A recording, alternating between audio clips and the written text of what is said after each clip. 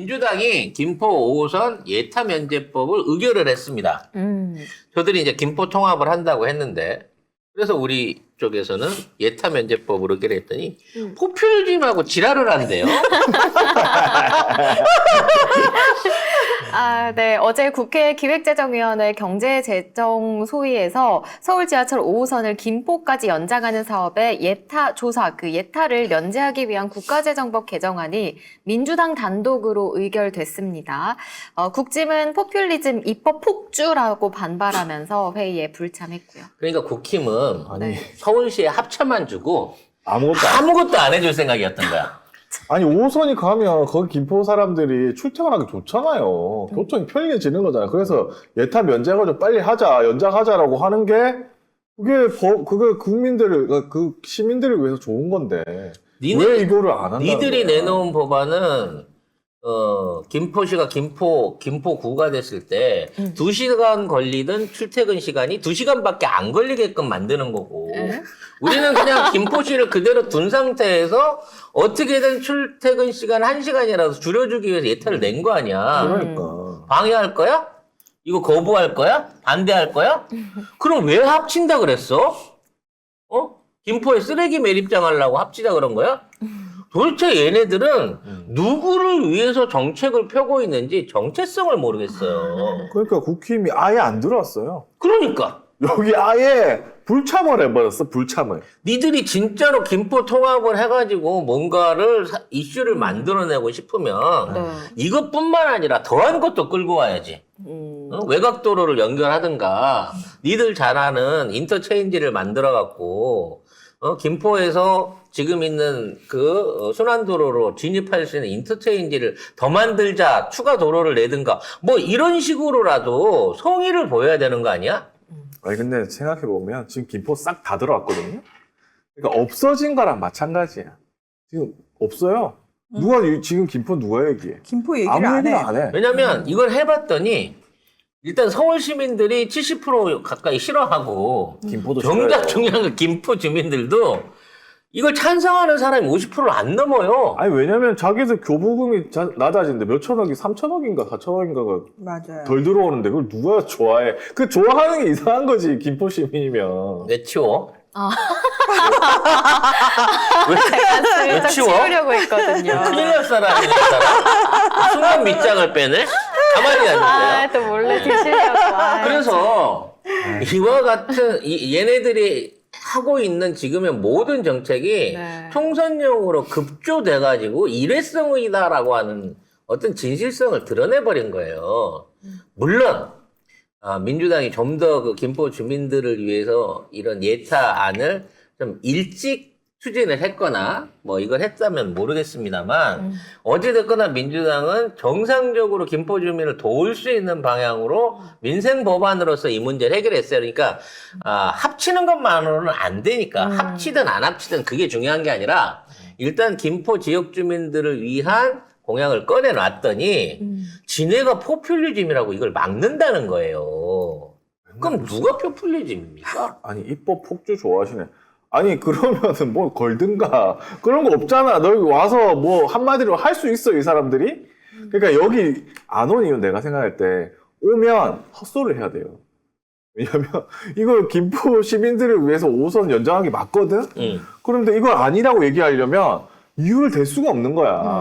그러니까 어떡해. 역으로 가는 거지. 자, 이 5호선이 연결이 되면 네. 김포에 있는 많은 사람들이 소비를 위해서 서울로 많이 나가서 김포가 더 가난해집니다.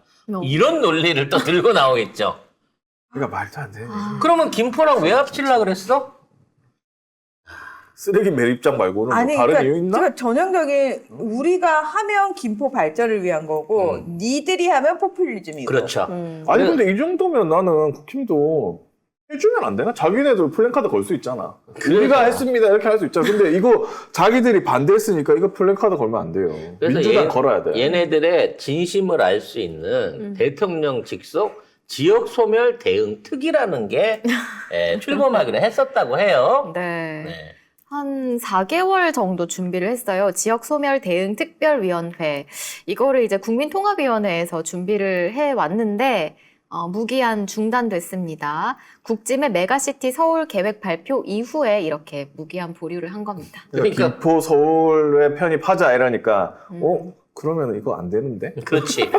지금 지역을 살리기 위해서는 메가시티가 아니라 서울이 이제 커져야 메가시티인 서울에서 지역으로 뽑아갈 수 있는 법안을 준비를 해야 되는 거잖아. 엉망진창이다. 애초에 지들도 원안적인 면에서는 알고 있었던 거야. 메가시티가 좋은 게 아니다. 지역을 살리기 위해서는 오히려 메가시티인 서울을 분해해야 된다. 나눠야 된다. 왜냐면 그게 나눠져야만 거기에 들어갈 수 있는 예산이라든지 기득권이라든지 이런 것들이 분산될 수 있는 거거든요. 아니 그리고 맨날 윤석열이 그랬잖아요. 지역 발전 어쩌고 저쩌고 하면서 거기 가가지고 표 얻으려고 그런 얘기 한 거 아니에요. 근데 실제로는 서울로 집중시키려고 한 거 아니야. 그럼 이거 엇박자가 완전히 말도 안 돼요. 맨날 뭘 하면 반대되는 것만 하고 있어. 말을.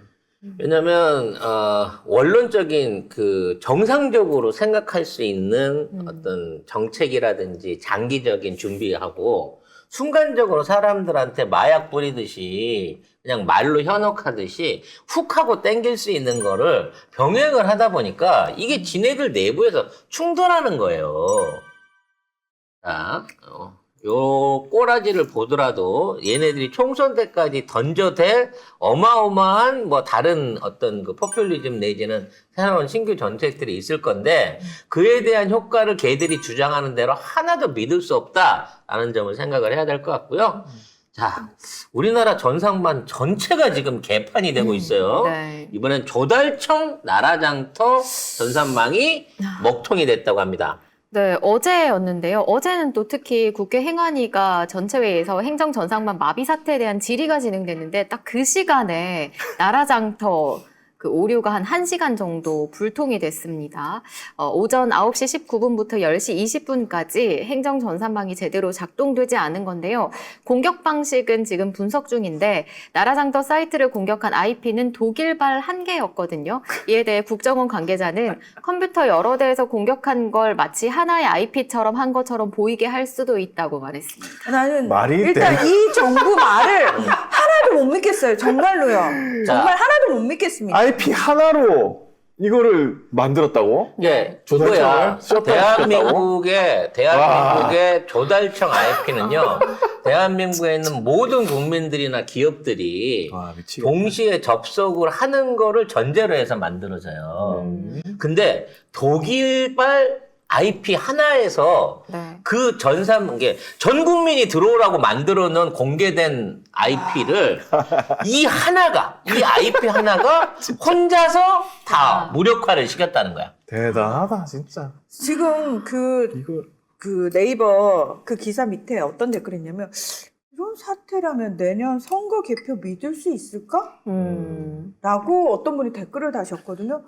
그러니까 지금 많은 분들이 너무 불안해하는 부분이 뭐냐면 그냥 이렇게 야 진짜 이 정부 정말 일 안 하는구나. 니들 정말 이 정도까지 엉망이구나. 이 수준에서 끝나는 게 사실은 제일 다행스러운 상황이고 많은 분들은 이게 그게 아니라 혹여라도 어떤 선거에 영향을 미치기 위한 어떤 음모 또는 큰 그림의 일부라면 사람들이 이것까지 걱정을 한다는 거예요. 그러니까 그 정도로 이 정부가 신뢰가 없는 정부라는 거예요. 못 믿겠다는 거죠. 결국은 선거 조작이라고 하는 방식이 이루어지는 패턴을 우리가 이해를 해야 돼요. 쉽게 말해서 51대 49의 결과를 만들어 놓은 상태에서 그 중간에 있는 그 득표를 조정하고 온오프라인을 맞추는 게 선거조작의 수법입니다. 그렇죠. 이게 선거조작 전문가인 제가 이 말씀을 드릴 수 있는 잠깐만, 건 잠깐만요. 조작 전문가요? 조작을 밝혀내는. 아, 네. 밝혀내는. 그렇죠. 네, 지난 30년 동안 이루어졌던 전 세계적인 선거 조작에 대해서 이게 실제 네. 있던 일이에요. CIA 관계자가 49대 51 그 방식에 대한 프로토콜을 미국 청문회에서 직접 시연한 적이 있어요. 이게 이걸 하기 위해서는 어떻게 되냐면 선거 개표를 하고 있는 방송 안에서 네. 정해진 개표 숫자들을 계속 해갖고 시간대로 읊어주는 거예요. 아, 이미 정해져 있어. 그렇죠. 그러니까 이미 딱 개표가 시작됐다고 했을 때 일반 사람들은 모르잖아. 네. 개표가 그렇죠. 어떻게 진행되고 있는지 그렇죠. 모르는데 선관위, 그러니까 선거 중앙에서 관리하는 개표의 사이트들을 조작을 해갖고 이 시간대부터 이 시간대까지 해갖고 쭉 조작을 해서 마지막에 결과가 51대 49가 나올 수 있게끔 프로토콜을 만들어서 방송을 하는 거예요. 그 방송을 하면서 실제적으로 나중에 오프라인 안에서 개표하고 있는 것들하고 숫자를 맞추기 위해서 뭘 하느냐. 전체적인 투표한 사람들하고 들어온 득표수에다가 더 얹어준 표가 있어. 이기게 만들게끔 하기 위한 사람한테, 그러니까 기존에 질 사람한테는 표를 빼지 않아요. 네. 이길 사람한테 표를 얹어줍니다. 이거를 얹어주면서 그 얹어주는 표들을 나중에 가갖고 오프라인에서 껴넣어야 돼요. 네. 네. 이 시스템이 기본적인 선거 조작의 방식인데 가끔 가다가 그런 경우가 있잖아. 예를 들어 여기서 2% 정도를 이겨야 되는데 네. 이미 저쪽 편이 너무 오프라인에서 표를 많이 얻은 거야. 네. 그렇기 때문에 2%를 이기기 위해서 2%를 더 집어넣다가 네. 득표율이 100%를 넘어가는 경우가 생기는 오. 거예요. 그렇죠. 그러니까 예를 들면 우리가 뭐 유권자들이 100%다 투표를 하진 않으니까 근데 문제는 투표율이 꽤 높게 나왔을 그렇죠. 경우 꽤 높게 나왔을 경우 근데 상대가 너무 압도적으로 이기고 있어. 그런데 그러면 이쪽에서 엄청나게 넣어야 되는 거잖아요. 근데 이걸 무조건 여기보다 넣어야 돼라는 생각에 미친 듯이 넣다가 너무 이게 많이 갑자기 100%를 넘어가 버리는 그래서 이게 되려고 하면 투표율이 낮아야 돼요. 그렇죠. 그래야 그렇죠. 더 집어넣어도 티가 안 나. 티가 안 나죠. 왜냐하면 어차피 투표율은 어디서 결정이 되냐면은 나중에 아니 이게 투표율이야라고 발표를 해버리면 왜냐면 끝나거든요. 발표하기 전에는 선거 당일에 이걸 모르거든. 갑자기 그렇죠. 개표 전문 방송이 되는데. 그렇기 때문에 일단 투표율이 낮아야 되고요. 거기에 대한 투표 조회를 방송이나 컴퓨터나 뭐 이런 걸 전산 같은 걸 통해 갖고 통제하고 있다라는 시스템을 믿게끔 만들어야 돼. 그렇죠. 지금 이게 발표되고 여기서 몇 표 나왔습니다. 여기서 몇 프로 이기고 있습니다. 이걸 그냥 믿게 만드는 거야. 네. 그러면 오차가 생겨갖고 이상한데 오늘 나는 분명히 여기서는 이쪽이 2% 이겼는데 왜 저긴 갈까? 그건 시차에 따른 오차입니다. 그러고 얘기하면 되는 거예요. 아니, 그래서 근데, 제일 이상하네. 좋은 방법은 일단 무조건 투표하자. 네. 투표율이 투표율을 엄청 높여야 엄청 높아야 되고 그리고 더불어서 압도적으로 이기게 만들어야 돼. 우리 표는. 근데 우리 표는. 압도적으로 못 이긴다고 치면 이게 예를 들어 막 7대3으로 나올 투표를 조작하려고 덤비진 않아요. 그렇죠. 그렇죠. 그건 6대 4, 못하죠. 6대 4 6대4다, 51대 49다라고 하는 논리를 펴. 그리고 일단 그렇게 만들어. 그냥 그 여론조사나 이런 걸 통해 네. 사람들이 이렇게 믿게 만든단 그렇죠. 말이에요. 그렇죠. 그러면서 그 미세한 차이를 극복하기 위한 이 조작질을 하기 위해서는 아까 얘기한 거 일단 전체적인 투표율이 낮아야 되고 시스템이 존재해야 돼. 이런 것들을 공개적으로 사람들을 호도할 수 있는 개표 시스템과 전자 시스템이 필요한 거고 제일 중요한 건 뭐냐면 투표지를 네. 중간에서 빼돌릴 수 있게끔 투표지의 고유 번호를 비교하거나 그러니까 투표지가 받아간 사람, 투표한 사람 이거를 냉철하게 맞춰갖고 똑같이 이거를 유지시키면 나중에 더 집어넣을 수가 없거든. 왜냐면 집어넣은 표하고 그게 안 되니까. 그래서 그걸 못하게끔 하는 무기명 투표지가 필요한 거예요.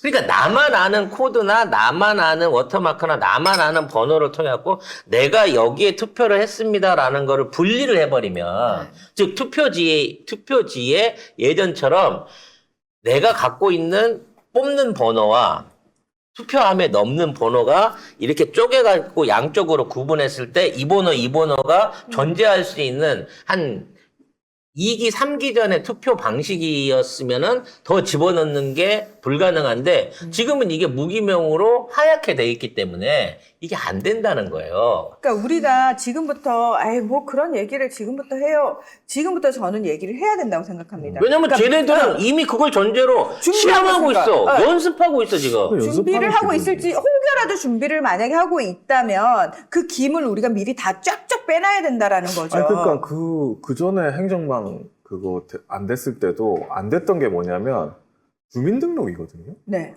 주민등록을 못 뽑았어, 기계에서.